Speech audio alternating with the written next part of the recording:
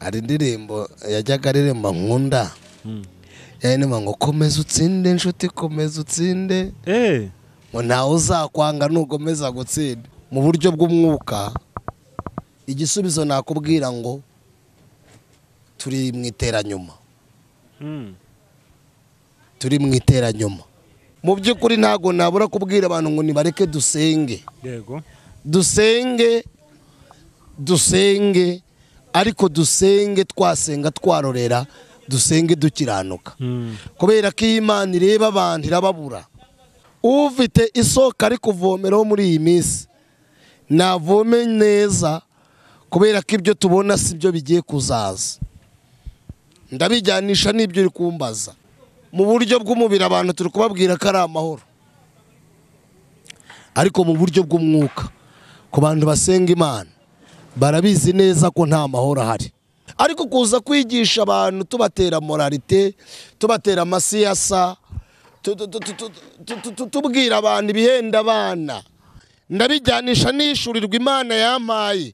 Ufite ubwenge nasome Bibiliya yibikeho Kristo Yesu, ntiyibikeho Yesu wo mu mpapuro.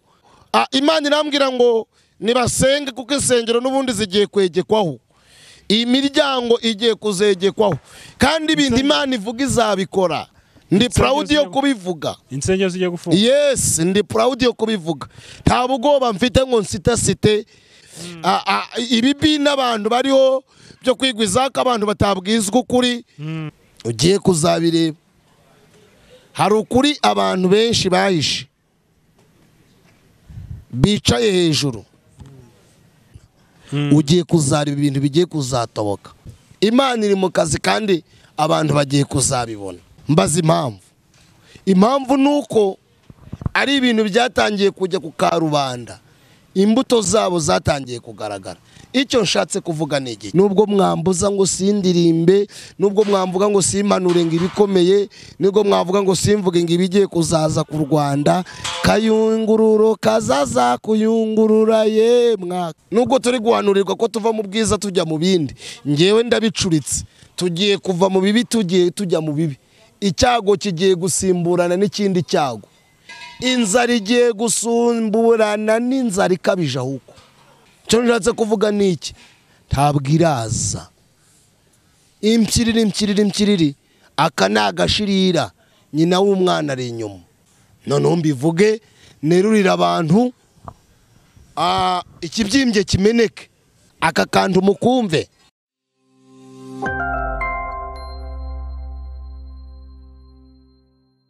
Yes, reka ngushimire dukurikiye ku Isezerano TV. Ni byagaciro gakomeye cyane kuvuga tukubana twumwanya nk'uyu nguyu.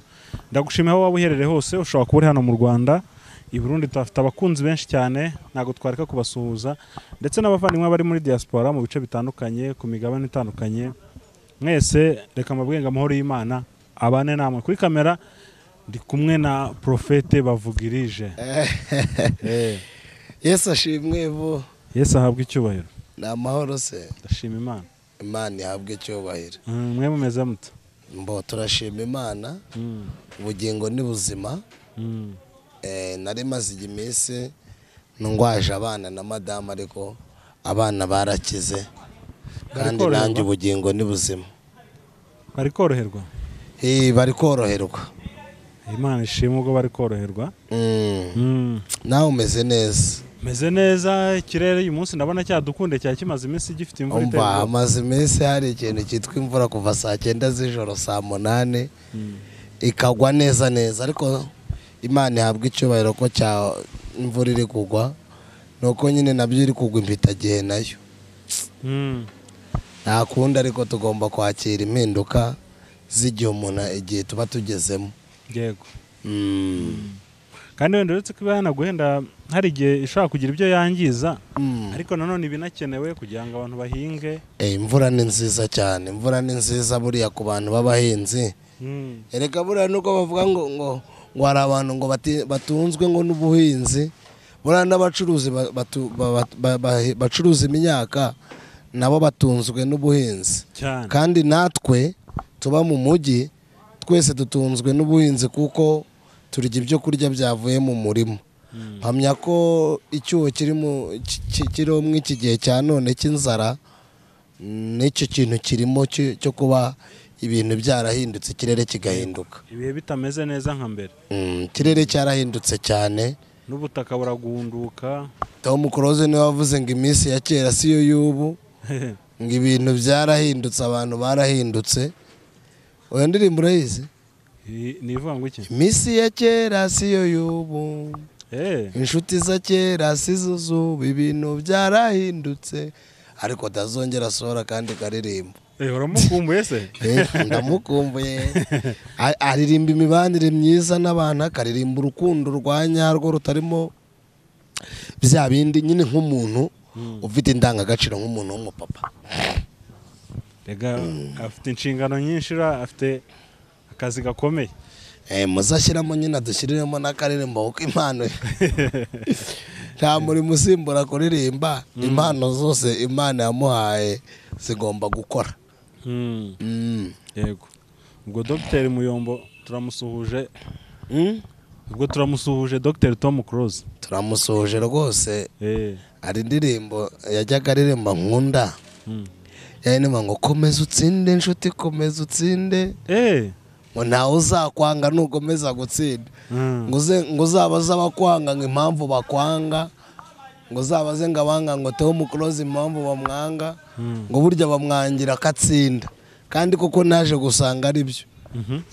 Burya kugira ishyaka, ukagira ishyaka ry'imbaraga no gukora, ntucike intege, ukagira intego mu buzima. Ejo Imana ibiheraho ikitamurura. Donke ni ugukomeza ugahangana n'isi, ugaharanira gutsinda mbega. Yego, ntuharanire gutsindwa, birangira ubaye umutsinzi. Rero ndayikunda cyane iriya ndirimbo. None se kuko iyo umuntu arimo atsinda baramurwanya? Yego. Barakwanga? Barakwanga. Biterwa n'iki? Ishyari. Erega ishyari ni ishyano wa muntu, umugani w'ababandi. Ishyari ni ishyano vode we. Buriya njya nkunda kubivuga, buriya abantu bagira ibibazo bitandukanye, ariko ishyari ni ishyano. Burya iyo umuntu agira ishyari ntagafashwa. Niyo wambaye arakubwira ngo wambaye nabi, kabona nubwo wakambara ibya mirenge bya bindi ngo bya bindi bihenze, ntacyo wakorera umuntu kwanga. Rero umuntu utsinda abantu benshi baramwanga, ariko burya iyo umuntu atera imbere agira abanzi benshi, ariko akagira n'inshuti nyinshi. Ni ibintu bibiri bikurikirana. Uko utera imbere niko ugenda ugira ibikurwanya byinshi, ariko ugenda unabona n'ibikuvunika byinshi. Nicyo kibitera, ni ishyari nta kindi. Ubwo iyo ntushobora kugira abakwanga cyangwa se abakurwanya benshi, bikaba byaguca intege, bikaba byatuma intego zawe utazigeraho. Iyo uzi icyo ushaka biragoye gutakaza icyo ufite. Iyo uzi icyo ushaka, iyo ufite cyangwa ukamenya icyo ushaka kugeraho, yego, bigoye gutakaza icyo ufite, kuko icyo ufite nicyo kiguha imbaraga zo kugera ku cyo ushaka kugeraho.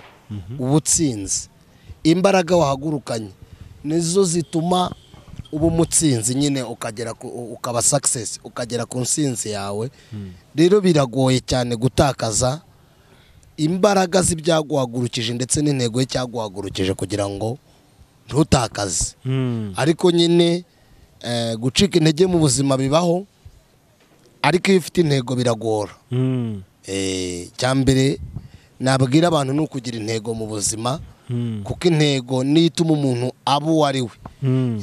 Intego niyo ituma umukobwa adasambana, akavuga ngo ngiye sinzasambana, madamu umutware wanjye niwe uzambona akabona umubiri wanjye. Intego niyo ituma umusore avuga ngo ngewe ndashaka kuzarongora ntarandagaye, ntarabyaye abana hanze, agahura n'ibintu byinshi bituma yagwa mu mitego, ariko kubera intego akavuga ati wapi. Intego niyo ituma twubaka urugo evo. Burya iyo udafite intego ntago wubaka urugo, ntago bijya bikunda pe. Iyo udafite intego ntago urugo warwubaka, kubera ko urugo rubamo byinshi. Rero biragora gutakaza icyo ushaka iyo ufite intego. Nicyo navuga. Ubwo rero birakwiye ko abantu bakwiye kugira intego mu buzima si ibyo umuntu agahorana intego mbega Yego, iyo umuntu- umunsi nibyo bizatuma ugera kuri bwa butsinzi twavugaga. yego iyo umuntu atagira intego aranduranya, iyo umuntu atagira intego ariyenza. Intego ni nziza. Kugira intego mu buzima uretse n'intego n'umunsi, mu munsi wagakwiye kugira intego, ukavuga ngo uyu munsi Ndifuza gukora iki? ndakora iki kintu kandi ukagiharanira. Byanakanga bikanga nk'umwana w'umuntu, ariko wowe icyo ushinzwe memo wakigerageje. Yego nicyo. Ariko wenda reka tugaruke ku ibyo byari muri rusange mu buzima busanzwe, ariko reka tugaruke mu buzima bwa kirokore. Yego. Uyu munsi urabona reka mvuge ngo ibintu by'ubuhanuzi bigezweho cyane. Ahantu hose ugera usanga umuhanuzi, noneho hari igihe usanga umuntu baramuhanuriye, Yego. ariko akagenda akiryamira. Uzavamo umuntu ukomeye, bizagenda gutya na gutya, uzatunga amamodoka, uzajya gute, ariko ugasanga umuntu ariryamiye. Ese iyo baguhanuriye bya bintu bizaza byikubita aho ngaho tu bigire? Oya, ntabwo ari cyo bishatse kuvuga. Paul, ndasubiza mu ijambo Paul yavuze. Usanga umuntu ahorana ngiye amasezerano ndayafite, ariko wareba ukabaza si umuntu kuko amasezerano niba yafite koko aritegura kuzayageramo. Nanjye ndayafite rega, nawe urayafite. Yego. Uri umurokore nanjye ndi wunde. Abantu benshi basenga baba bafite, njya nkunda kuvuga ngo nzayimana. Yego. Baba bafite amasezerano Imana yavuganye nabo.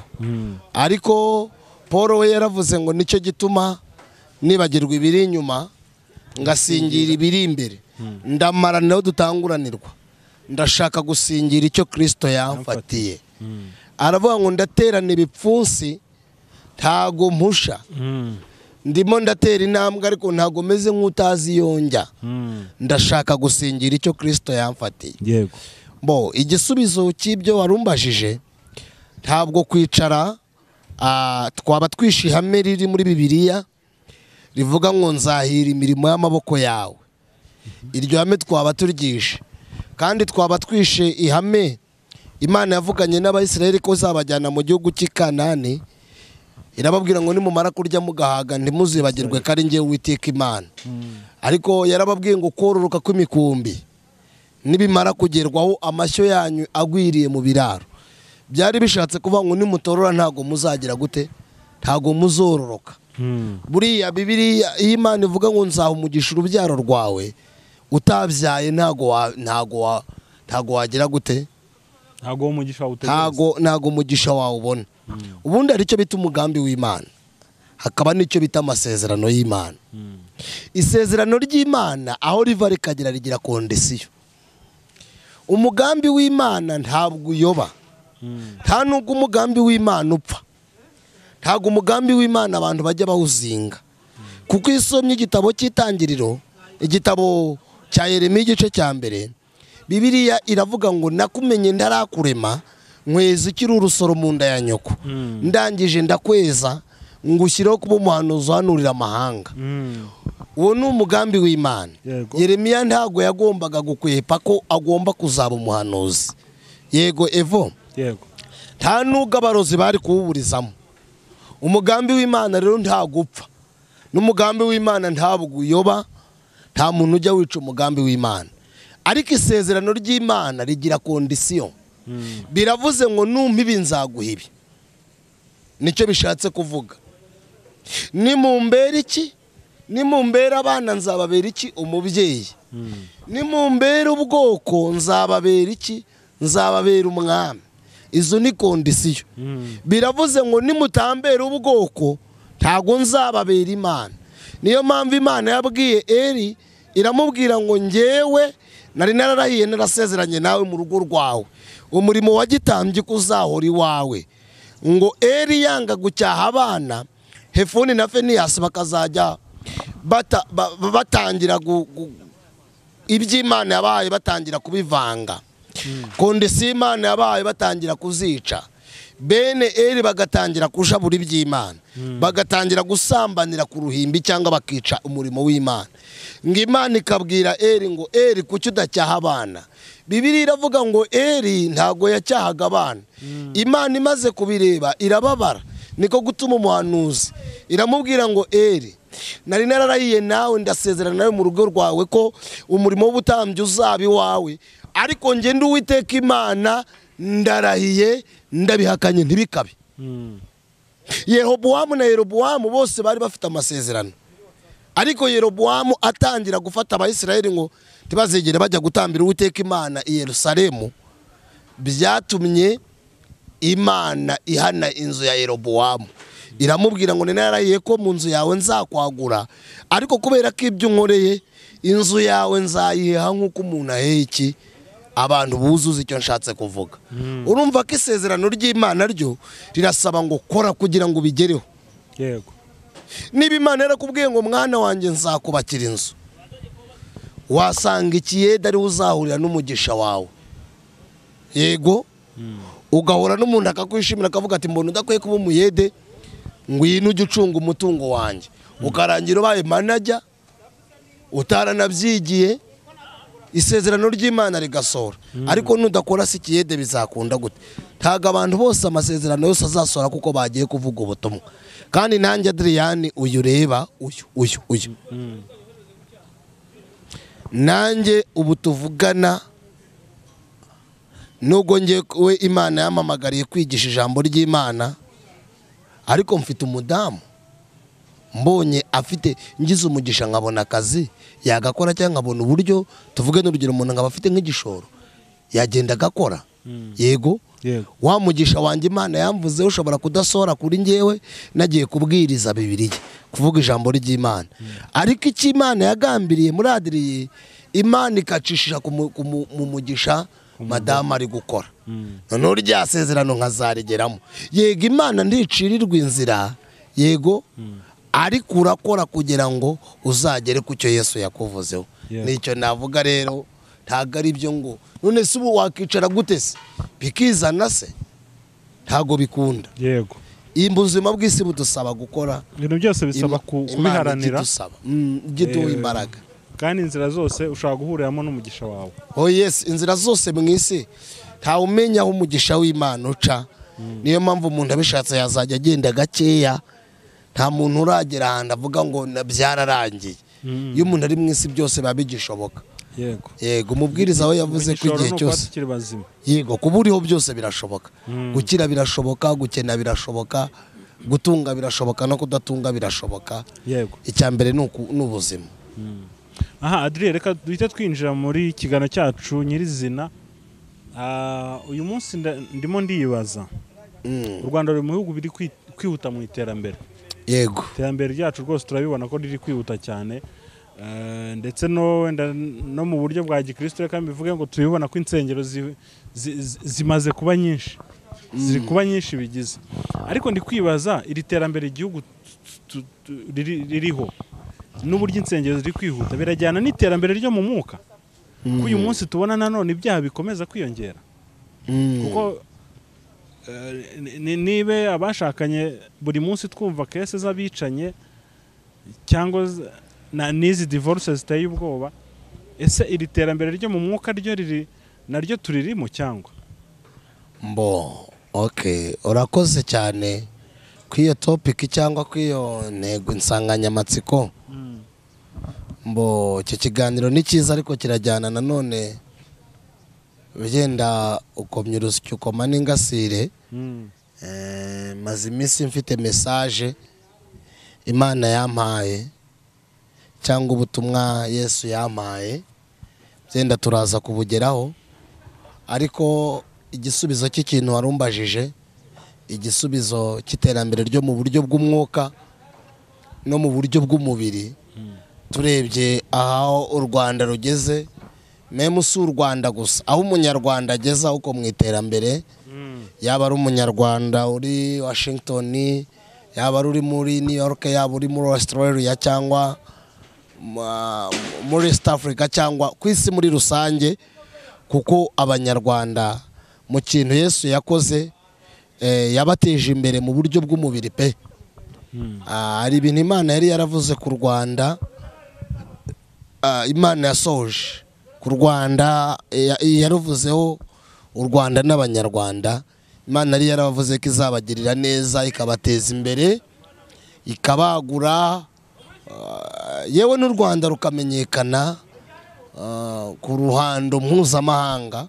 Mpamya ko u Rwanda rwose ahantu ruva rukagera, iyo ubonye umunyarwanda bakamubaza where are you from, akavuga from Rwanda cyangwa navuye mu Rwanda, bahita bibaza ishusho y'u Rwanda muri rusange, aho u Rwanda rwavuye, ibibazo rwaciyemo n'uburyo rwiyubatse. Ubwo mvuga umunyarwanda muri rusange aho ava akagera, yaba uri muri Amerika cyangwa uri hanze y'u Rwanda, aho ava akagera muri rusange niho umuntu wese ahita, niyo shusho y'u Rwanda mu banyamahanga, mu bantu bakunda kuganira n'abanyamahanga, nicyo kintu umuntu ahita yibaza.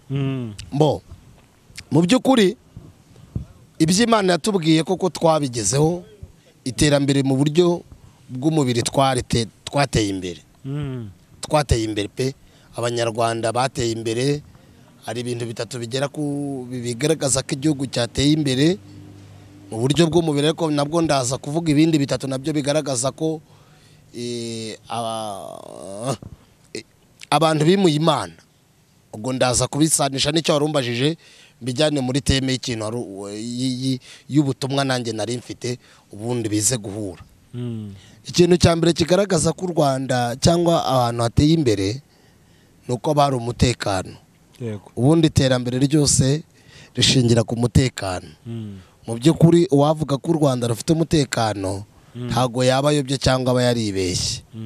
Ikindi cya kabiri gituma abantu bagaragaza ko ikintu cyose gifite umutekano ni isuku. Mpamya ko u Rwanda n'umunyarwanda muri rusange ava akagera nta nda turwaye, nta mvunja turwaye. Cyakora twari tubifite nubwo abantu babyibagiwe, bamwe bari barwaye inda, abandi barwaye imvunja. Nta munyarwanda ukirara habi. Ikindi iterambere, imihanda n'amashanyarazi, ibyo ni ibintu bigaragaza ko igihugu kiri gutera imbere. Iby'inganda bikazaho nyuma, n'ibindi n'ubucuruzi n'ibijyanye na ekonomi n'ibindi, ibyo ni ibigaragaza ko igihugu cyateye imbere. Mu by'ukuri u Rwanda rw'abantu bararuzi, reka ne kugoma nsubiramo u Rwanda mu iterambere. Reka njye ku cyo warumbajije. Ikintu warumbajije Evode ni ikibazo gikomeye, ariko ni n'ikibazo cyoroshye. Insengero wareba uburyo ziteye imbere, ukareba, iyo mvuga insengero tujye tubitandukanya n'itorero rya Kristo. Itorero rya Kristo ni Ecclesia, n'abakijijwe bari mu bwihisho, bari mu ibanga Imana izi. Hakaba n'itorero riri lokale. Riri lokale rero na aya maglize asanzwe, aya madini ndetse n'amatorero dusanzwe mu Rwanda tubona. Imisigiti myiza, amabiriziya meza, kiliziya, n'andi matorero meza, insengero nziza, amayitaje mu nsengero, amasawundi profu meza, amatapi mu nsengero, ibyuma byiza bisohora amajwi meza, zifite sonorizasiyo nziza. Ibyo bintu biri mu Rwanda. Turi gutera imbere, twateye imbere mu nsengero. Ariko ku kijyanye n'agakiza mu buryo bw'umwuka, igisubizo nakubwira ngo turi mu iteranyuma. Turi mu iteranyuma. Ndabijyanisha mu iri jambo riri muri Zaburi ya 42 Zaburi ya 42 umurongo wa 2 n'umurongo wa 3. Haravuga ngo nk'uko imparakazi yagizwa no kwifuza imigezi, niko umutima wanjye wahagizwa no kukwifuza Mana. Umutima wanjye ugirira Imana inyota, Imana ihoraho. Murongo beya ikavuga ngo nzaza ryari ngo ngaragaze mu maso y'Imana. Ngaragare mu maso y'Imana. Amen. Evode, uko twakubatse insengero, uko amadini yakubatswe agatera imbere, ni nako agakiza kagakwiye kugera tugatera imbere cyane. Ariko usanga duhagaze muri topiki cyangwa ahantu havuga ngo twaguke mu buryo bw'umwuka ariko mu buryo bw'umubiri pardon, ariko mu buryo bw'umwuka dusubira inyuma. Usanga uko insengero zimeze atari nako gukizwa bimeze. Icyakora amadini menshi ndetse n'amatorero menshi agwije abayoboke ariko umusaruro ku Mana ntawe pe.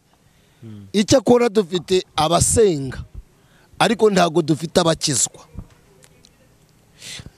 Ijambo ryavuze ngo nk'uko imparakazi yahagezwa no kwifuza imigezi kugira ngo ihembuke, niko n'umutima w'umuntu ushaka Imana wagakwiye kwahagezwa no gushaka Uwiteka.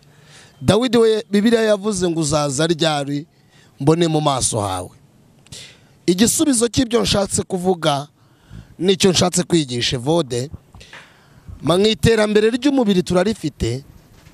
Yego. Igihugu cy'u Rwanda cyateye imbere ariko mu buryo bw'umwuka nta terambere dufite.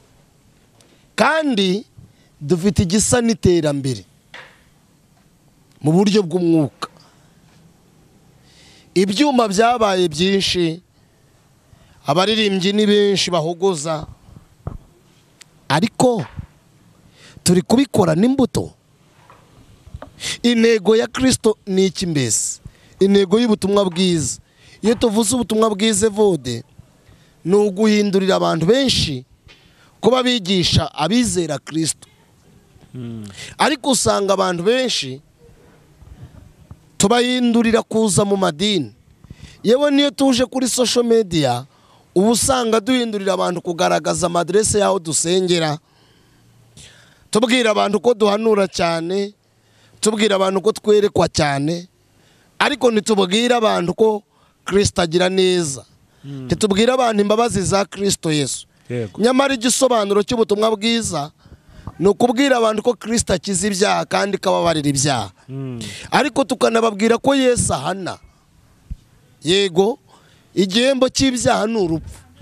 Tukabwira abanyabyaha ko bazapfa. Yego. Ariko tukababwira ko nibihana bazakizwa. Ariko si iki insengero zikora. Ubwo ndi gusubiza icyo warumbajije. Si cyo amadini akora. Ahubwo twigwijeho abayoboke benshi. Yego. Tumeze nko nimba nabyita ibibina. Abantu benshi bameze nk'abafite amashyaka, ntago bafite ishyaka ry'Uwiteka. Usanga imana zabo zarabaye inda. Ntago tugihindurira abantu kuba Kristo kuko bakizera ijambo ry'Imana, iyi Bibiliya. Ahubwo usanga ducurika ibyanditswe. Yewe n'ubwo butumwa Evode warumbajije buvugirwa mu nsengero usanga nta butumwa buriyo. Usanga ubutumwa bwinshi abantu benshi barabukuye amenyo. Mbijyanisha na message Imana imaze iminsi imbwira message. Urabona iterambere ririho nkuko warubimbajije, ariko mu by'ukuri ntago nabura kubwira abantu ngo nibareke dusenge. Dusenge ariko dusenge twasenga twarorera, dusenge dukiranuka. Kubera ko Imana ireba abantu irababura. Imana ireba abantu irababura. Icyakora ibareba mu madini, ikabareba mu matorero, ariko ibareba mu mutima, ubu usanga mu mutima wabo nta shyaka ry'Imana ririmo. Ubu usanga abantu benshi turarekeye kwigwizaho imitungo, turarekeye kwigwizaho abayoboke, amafaranga, ariko nta shyaka ryo gukumbura umusaraba abantu bafite. Niko Imana yambwiye. Rero umuntu wese ufite agasoka gacunge neza. Ufite isoko ari kuvomeraho muri iyi minsi navome neza, kubera ko ibyo tubona si byo bigiye kuzaza. Ndabijyanisha n'ibyo uri kumbaza, nsoma mvuga na message. Ibyo tubona si byo biriho, kuko mu buryo bw'umubiri abantu turi kubabwira ko ari amahoro, ariko mu buryo bw'umwuka ku bantu basenga Imana barabizi neza ko nta mahoro ahari.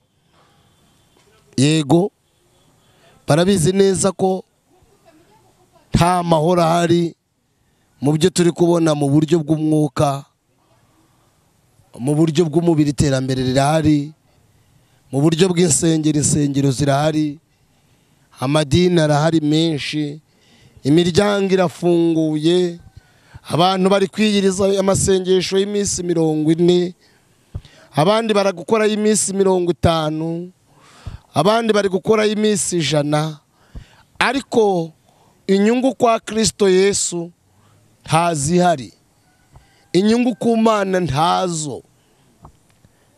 Bibiliya yatubwiye ngo ikimarakazi yagizwa no gushaka imigezi, ni ku mutima w'Uwiteka, ku mutima wanjye wagizwa no gushaka Imana. Evode, abantu benshi ntago bari gushaka Yesu, ahubwo bari gushaka Yesu utanga amafi, ahubwo bari gushaka Yesu wubaka amazu. Nibyo koko amazu Yesu arayatanga, ariko usanga intego atari ugushaka Kristo ngo babone mu maso y'Imana. Bigwijeho igisa n'Imana ariko si Imana bafite. Rero icyo nshatse kuvuga, nge mberurire ne kubwira abantu amahoro atari, nego amahoro abantu atari. Abantu nibagira ishyaka ryo gushaka Yesu, kuko igihe kigiye kugera ibi bintu tuvuga Imana izabikora. Evo, reka nkubwire, ibi bintu tuza buri gihe nkubwira kuri kamera, nkakubwira ngo Imana yavuze, Imana izabikora. Ntago mvuga brag, ntago ndi gukirigita abantu ngo biseke. Abantu bafite insengero barabizi neza n'abanyamadini. Reka nkubwire, insengero njya kuzibwirizamo, ndabashimira bajya bantumira, yego nkavuga ubutumwa bwiza. Ni byiza insengero ko zivuga ijambo ry'Imana, ni byiza ko abanyamatorero tubwira abantu Kristo wabambwe ku musaraba. Ariko kuza kwigisha abantu tubatera moralite, tubatera amasiyasa, tubwira abantu ibihenda abana, ntago ari cyo Yesu yadutumye. Rero ngaruka ku cyo ndi kuvuga niki, ubuhanuzi buri muri Bibiliya bwose buzasohora. Tugeze muri ya minsi abantu bagwije inyigisho zijyanye n'irari ryabo. Ejo bundi hari umuntu wanyerereje, sinzi nimba warabibonye, ni umuntu uri mu Bubiligi, yanyerereje akantu kuri WhatsApp. Hari idini ya Satani, urayibonye? Yanyereje akantu kuri WhatsApp, hari idini ya Satani mu Bwongereza irahari, no muri Belgique, hari ibihugu byinshi batangiye gusohora ibirango. Yego, Satani, satanisme, gusenga Satani ku mugaragaro. Hari n'undi nawe uherutse kunyereza akantu, n'umubyeyi wanjye. Hari igihe ajya akunda kunyereza utuntu akambwira ati wabonye ayisi igeze. Yanyohereje ibintu byabereye mu Bubiligi na Copardo muri Brazil, uburyo baramije igishushanyo cyo gusenga Satani imbona nkubone, baramusenga vis-a-vis, bakora imihango ya gisatanike. Yego, bakora imihango ya gisatanike ku mugaragaro, ariko Imana abantu ntibazakine nayo. Uzi ibintu Imana yakoze? Yahise izana umwuzure. Ayo makuru abantu barayazi, sinzi nimba warakabonye ako kantu. Yazanye umwuzure, bya bintu byose bari gusenga, Imana irabikukumba. Bari kuvuga ko Satani ari ukomeye kurusha Imana. Bari bavuga ko Satani ari ukomeye kurusha Imana. Niko ako kantu iyo gasobanuye niko kavuga. Bari kuvuga ko Satani ari ukomeye kurusha Imana, bamuhimbaje, bari kumutambira.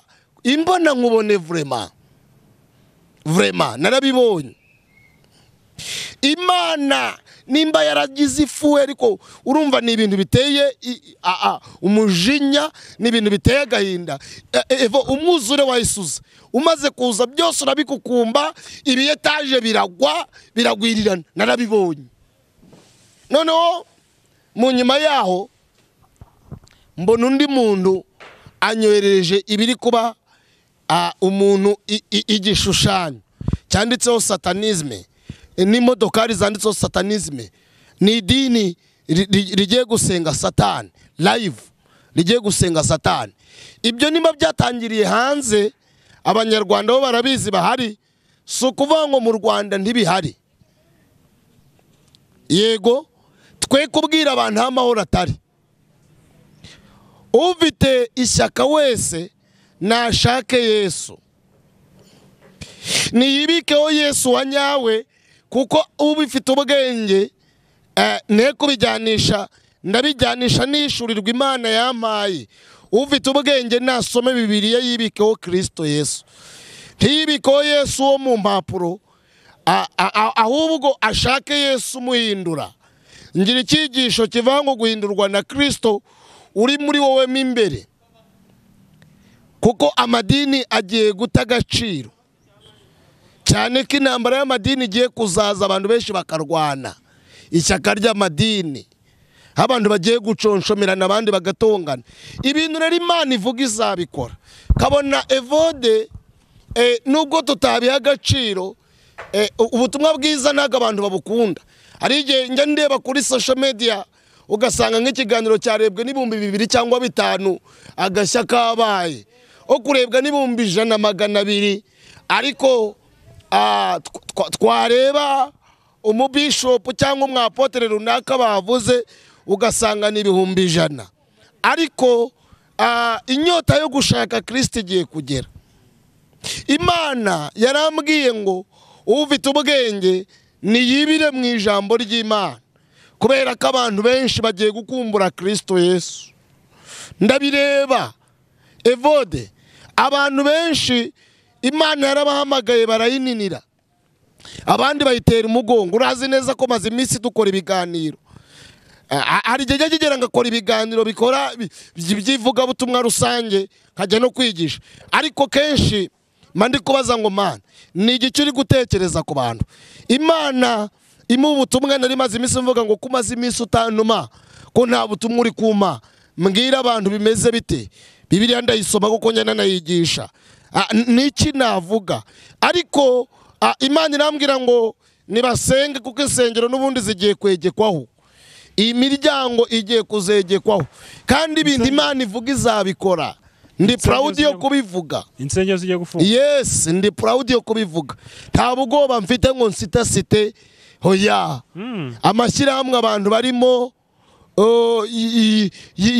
yo kwigwiza inyigisho zipfuye, ibibi n'abantu bariho byo kwigwiza ko abantu batabwizwa ukuri, bigiye kuzata agaciro, bigiye kuzata agaciro. Ufite agaciro mu bihe bizaza ni umuntu wibitseho ijambo ry'Imana, ni umuntu wibitseho Bibiliya.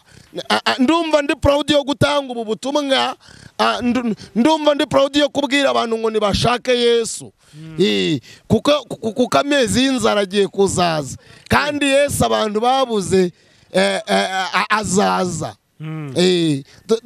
Kabona nubwo abantu bari kwirukanyira mu nsengero. Yego, iyaba twirukankaga mu nsengero no mu madini, dufite gushaka Yesu, dufite inyota y'ijambo, dufite kumva, dufite imitima imenetse yo kubona mu maso y'Imana. Iyaba twarizwaga no kuba abantu benshi barizwaga n'ibyaha biri gukorwa, ariko warumbajije ku nsanganyamatsiko, wakwereka ibyaha biri gukorerwa mu nsengero, mu nzu yitiriwe izina ry'Imana, wakwereka ubugome burimo, wakwereka ubusambanyi burimo. Ibyo byose urabireba, wareba intego zatumye abantu bafungura amadini, bacuritswe ibyanditswe, bacurika Bibiliya, bafite igisa n'impano. Abantu benshi bimura Imana, bimura Imana. Ntago mbizi, ngenda senga hari n'abandi benshi basenga Imana ifite mu ibanga. Ariko ibi bintu ndi kuvuga ndabizi neza ko abantu basenga n'abarokora ibi bintu ndi kuvuga ndabizi neza ko bari kubyumva. Kandi aya makuru ndi kuvuga ntabwo ari agashya. Hari abantu bafite ibi bintu neza, hari abantu babyibitseho bazi neza ibigiye kuzaza hanyuma y'ibizaza. Nibyo tubwira abantu ko Yesu azaza. Nako tubabwira imitsima. Ari gutekereza ko amasengesho y'iminsi 40 n'iminsi 50 abantu bari gukora utekereza ko azaviramo ubusa. Bari gusenga ya nyayo utekereza ko azaviramo ubusa. Hari ibintu biri gukorwa mu mirimo y'abantu bigiye kuzajya ku kabarore. Hari ibintu biri mu ibanga. Hari ibintu biri mu ibanga bigiye kuzajya in public, bigiye kuzajya ku kabarore, bigiye kuzajya ku mugaragaro. Icyo nshatse kuvuga ni iki? Ntago ndi gutanga ubwo butumwa kubera ko nabonye ngo iryo dini rya Satani. Yego, kuko no mu Rwanda hari ibindi bihari byinshi. Yego, hari amadini akorera Satani live. Yego, ariko adafe yaje bavuga ko ari ubutumwa bwiza. Yaje bavuga ko bari gukorera Yesu, ariko sibyo. N'ikimenyimenye kizabwira abo bantu ayo madini. Yego Evode, nta butumwa buhari. Kandi reka nkubwire, turi ijisho rya rubanda. Yego, ugiye kuzareba ibintu bigiye gupfunduka mu madini muri iyi minsi.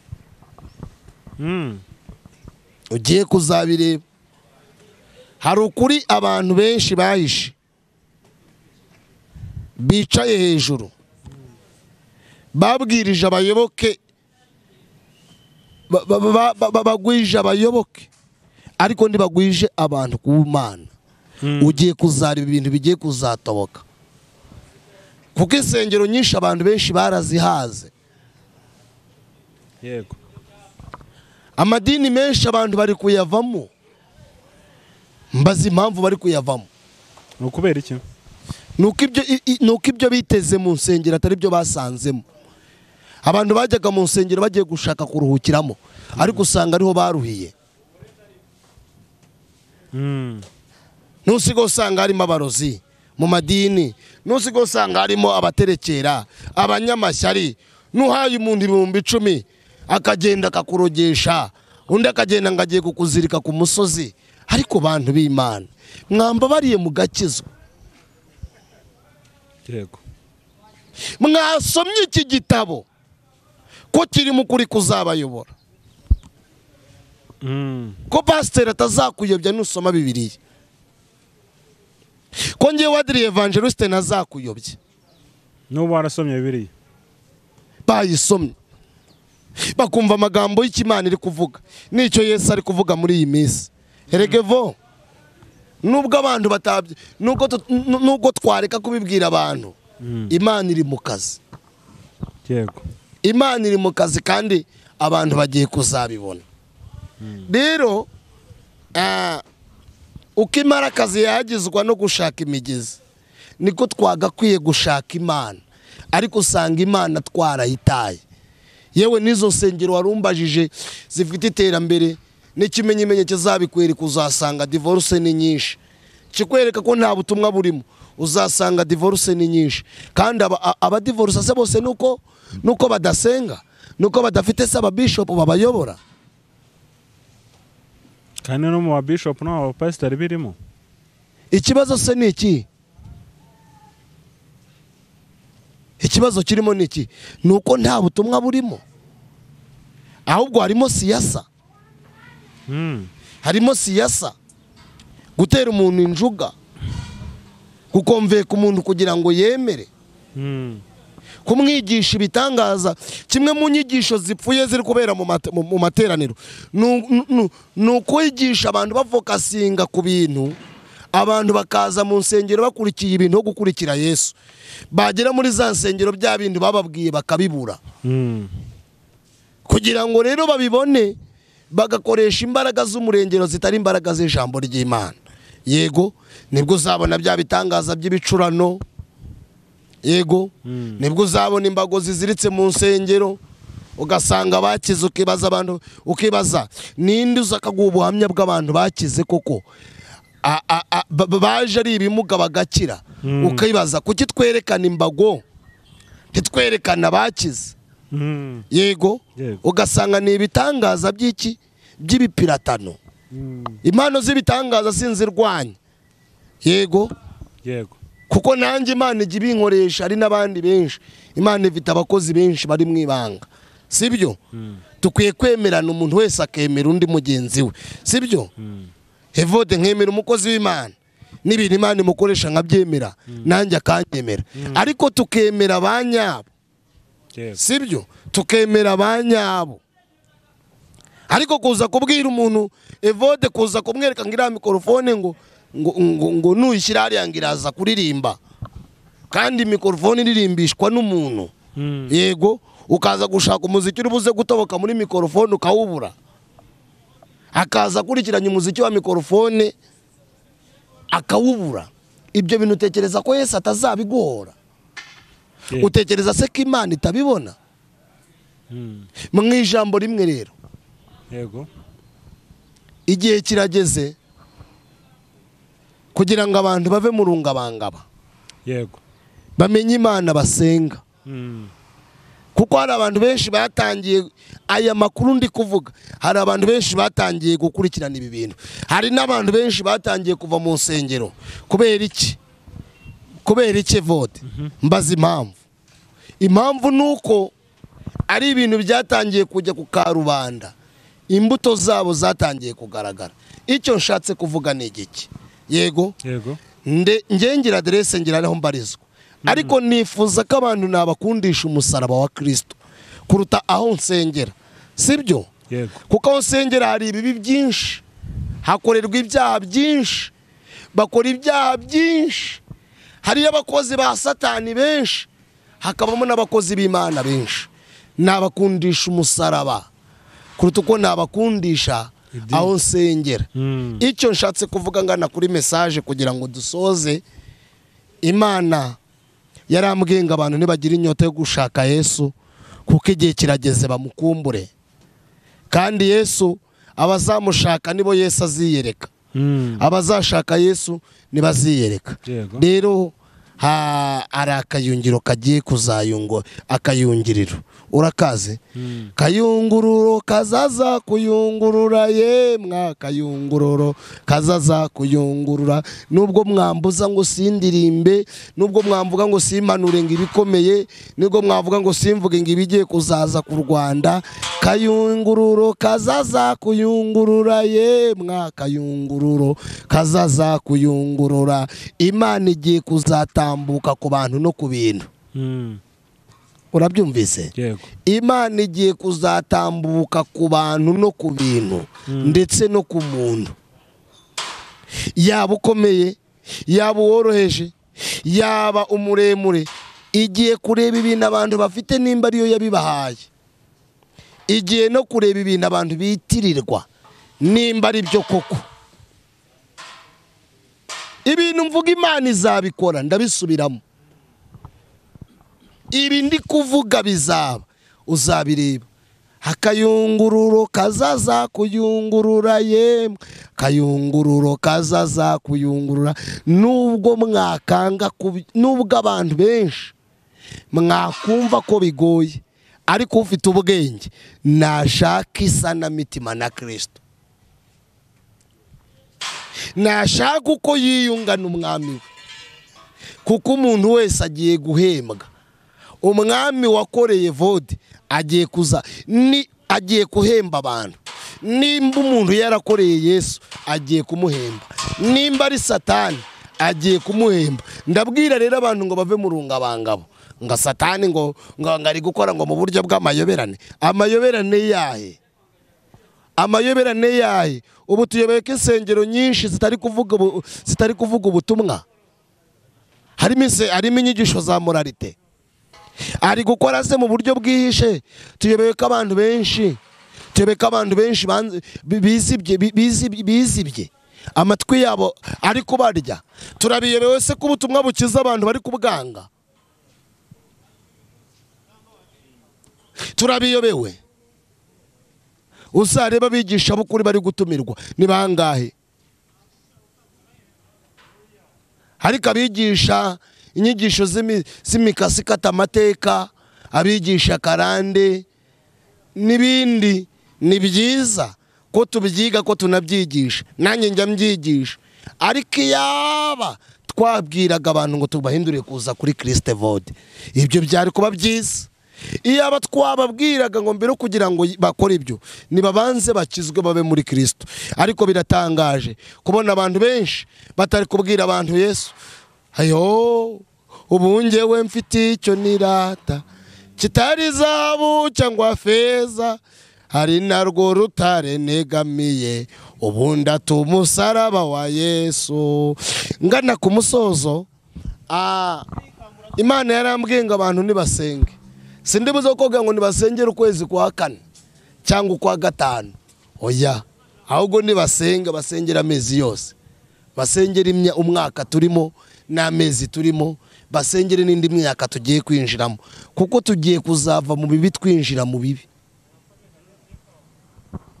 Nubwo turi guhanurirwa ko tuva mu bwiza tujya mu bindi, ngewe ndabicuritse. Tugiye kuva mu bibi tugiye tujya mu bibi. Icyago kigiye gusimburana n'ikindi cyago. Inzara igiye gusumburana n'inzara ikabije ahubwo. Sindi buze kubabeshya. Ntureba umuceri ugeze, ntureba ibihe bigeze. Mu Rwanda iwacu ikiro cy'inyama y'imvange si 4,500, ntago ari 4, ni 4,500 kigezeho. Imvange y'inyama igeze ku 4,500. Urumva iroti ni muri 7 hafi 6. Yego ubu se urumva umuyeda azajya arya inyama? Biragoye. Urumva umuyeda azajya arya inyama? Biragoye. Ni bangahe tuzajya tukarya ako kaboga?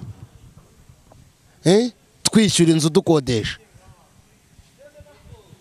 nyine inzu nayo kahita yuriza. Ni bangahe nsubiza? Turi byenda kangaka twe kuvuga nk'ubutumwa ndaje mbusubiremo tuganire. Ni bangahe vo? Byenda abafundi bari kubashyira kuri 7 n'8, ariko se ni bangahe bari kubakisha ayo mazu?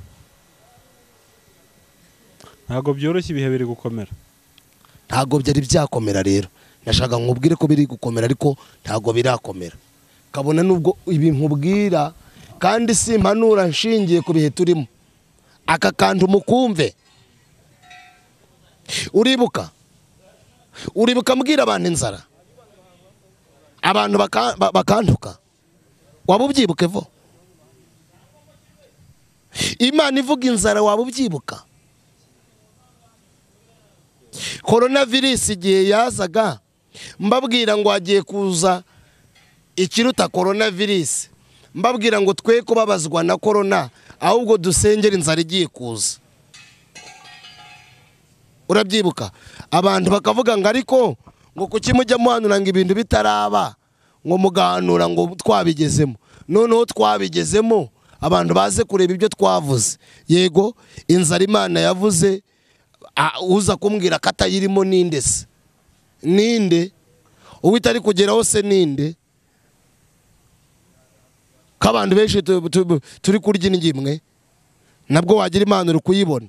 Uza abajura bari gutera, ngiye karitsiye ndimo bameze nabi, aho ndi bameze nabi. Saa moya uratambuka bakakugira gutya, tisadiriye karitsiye wayimutsemo. Ibyo byenda tube tubyihoreye. Hari wavuze ngo nta wanga heza arahabura. Icyo nshatse kuvuga niki? Ntabwo iraza. Impyiriri aka ni agashirira, nyina w'umwana ari inyuma. Ibi nkubwira bizaba kandi uzabibona. Umbabarire, ntuzagakate. Ibi nzongera kukubwira ibigiye kuzaza hanyuma. iyi nzara Imana iri kuvuga twayigezemo. Yego, kandi hari uwavuga ngo ngewe mfite akazi. Ufite akazi ariko murumuna wawe ntakafite. Ufite akazi ariko mubyara wawe ntakafite. Uragafite ariko ngewe umurokore musengana ntako mfite. Ukwiye gusenga ukihana, nta kindi kiri kubitera, ni ukwimura Imana. Noneho mbivuge nerurira abantu, ikibyimbye kimeneke. Ikibyimbye kimeneke ni ukwimura Imana. Kandi sindi kubivuga ngo byenda ngo mwisubireho. Abisubireho ni bakeya ndabizi. Ahubwo critage ni critage nibyo gukritika. Yego, yes, critique zigiye ziriyongera, ariko mbivuge ibi mvuga Yesu azabikora. Ntabwo turi baringa, ibi Imana ivuga izabikora ku Rwanda no ku Banyarwanda. Nicyo navuga. Ufite icyo ashaka rero nagira inyota yo gushaka Yesu, ibindi byo mubireka. Ubu munyacyubahiro kandi ntago bigiye kuzaza ngo ni mu barokore gusa. Namwe mwimuye Imana bigiye kuzaza. Nabava ngo turayobora ngo turakaze. Ayiwe ruriya abandi rutakwibagiwe. Hama hamwe Muswahili yaravuze ngo waca bongo, reka kubeshya ca bugufi wubaha Imana. Icyubahiro ni icy'Imana. Icyo nshatse kuvuga ni iki? Dore inyota ya Yesu igiye kuza. Gushaka Yesu bigiye kuza, bigiye kugorana. Ufite ubwenge niyibire muri Bibiliya ashake Yesu, kuko ibintu bigiye guhinduka. Nicyo navuga. Sinzi nimba ari cyo wambaze Evode. Oya Adrien, nyuma ya message ntacyo nakongeraho, kuko icyangombwa cyari ko usohoza icyo Imana yagutumye. Ego. Ahubwo nyine abantu bakwiye basenge. Nukuri nidusenge ariko iyo tuvuga tugusenga abantu bajya babyitiranya no kujya mu madini. Nibajye kuri Yesu rega. Tujye mu madini, aradushaka ayo matorero rega. Amatorero aradushaka. Muri Amerika uzukunda bafata amadini n'aba muri Australia, mu migabane Australia. Yego, amadini bayafata nk'umufatanyabikorwa, abafasha myumvire. Yego, banagutera inkunga kugira ngo bafashe abantu batagumuka kubera ibyaha bihaba. Urumva ko iyo uri pastoro, yego, ugomba kugendana n'imyizerere yabo. Niyo mpamvu irondo ryicanze n'abajura. Timunkurikirane. Irondo niyo mpamvu ryicanze n'abajura. Yego, amadini aradushaka na leta iradukeneye. Iyaza kuba tubaye inyangamugayo, twakagombye kuba turi abantu bakenerwa n'igihugu. Ariko usanga abantu basenga igihugu kitakitwizera. Nicyo nshatse kuvuga. Iyo mbwira abantu gusenga, simbabwiye ngo birundire mu madini, nibirundurire muri Yesu. Muri Yesu niho Imana bashaka. Nicyo navuge vo. Adrien, urakoze cyane. Reka ngushimire ku bw'ubwo butumwa warutuzaniye. Ibindi ndumva twasoza. Gusa ku muntu wifuza nimero yawe wayimuha, ubundi ukadusengera. Nimero yanjye so yifite se uzashyira ku kiganiro birabaye. Sibyo byiza? Nta kibazo rwose. 7817 senye babwiye. Kadusenga Imana. Ndagushimiye Yesu, niho ugira ikiremane nawe ujye ugikomeza. Shyigikira umuntu wese wakurikiranye ubu butumwa, mvuze icyo ushaka ku bantu bawe, ubafashe kugira ngo bihane, kugira ngo iri jambo ryawe rigwire muri bo, Mwuka Wera abane nabo. Urakoze Kristo, mu izina rya Yesu, amen. Bigana byacu byo nakagaruka. Shalom shalom.